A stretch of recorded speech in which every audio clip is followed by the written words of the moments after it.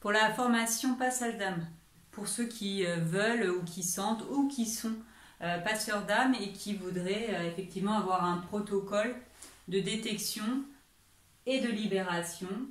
Ça s'adresse à tous ceux qui ont envie déjà pour de la culture générale, de savoir qu'est-ce que c'est une âme. On voit brièvement ce qu'est une âme, de ce qu'est une entité et de ce qu'est un démon, pour pouvoir bien faire la différence entre qui est là et qui a besoin d'aide. Une âme, c'est sacré, et donc on ne prend pas en charge une âme comme on peut prendre en charge un égrégore, une entité, un démon. Ça n'a rien à voir. Là, c'est passage d'âme, donc focus, âme. Qui est bloqué? Est-ce qu'elle est bloquée sur une personne? Ou est-ce qu'elle est bloquée dans un lieu?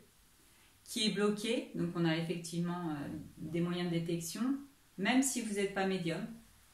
Détecter pour pouvoir libérer. Comment ça se passe? La prise en charge, puisque tout le monde ne va pas directement dans la lumière. On n'a pas tous eu une vie évidente, c'est pour ça qu'on a vu la guérison d'âme. Comment ça peut bloquer dans notre vie d'incarnation et pourquoi ça ne bloquerait pas après? En fait, ça bloque et ça bloque de plus en plus parce qu'effectivement, on a entre autres un manque de foi, un manque de confiance en là-haut. On a fait beaucoup d'erreurs et donc on paye karmiquement énormément de souffrance à la terre, à nos frères et sœurs en humanité, aux animaux. Et donc les âmes qui prennent conscience de la vie après la mort peuvent avoir un petit peu d'appréhension à continuer le chemin. Et là, en fait, je pensais que c'était fini, puis c'est pas fini. Non.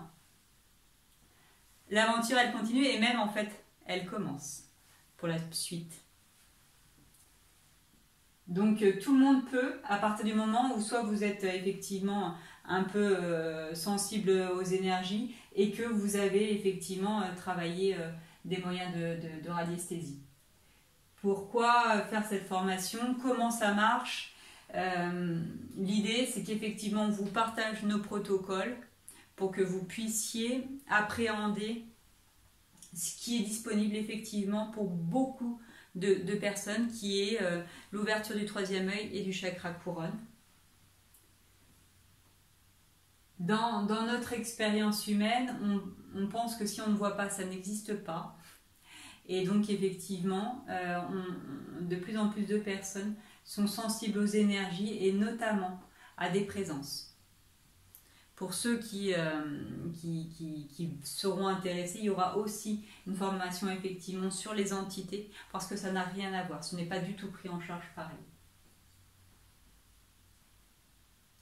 Le passage d'âme, on comprendra ce qui se passe au moment du passage, quelles sont les grandes étapes à partir du décès, quelles sont les grandes étapes de notre vie humaine qu'il faut pouvoir appréhender pour pouvoir que le passage se passe bien. Être passeur, ça se fait très naturellement, très facilement. Il faut avoir envie et il faut avoir l'énergie du cœur qui dit que je vais le faire et je vais le faire avec les autorisations. Je vais le faire avec et pour la source. Donc là, évidemment, on travaille pour eux, on travaille pour l'âme, mais on travaille en accord vraiment avec les mondes subtils. Donc il y a une ouverture spirituelle. C'est l'ordre du sacré. Et donc on ne prendra pas en charge de la même manière une âme qui est bloquée dans un lieu qu'une âme qui est bloquée sur une personne, parce que là vous avez deux âmes, vous avez celle qui est incarnée et celle qui est désincarnée, alors que là vous avez une âme et un lieu. C'est notre approche.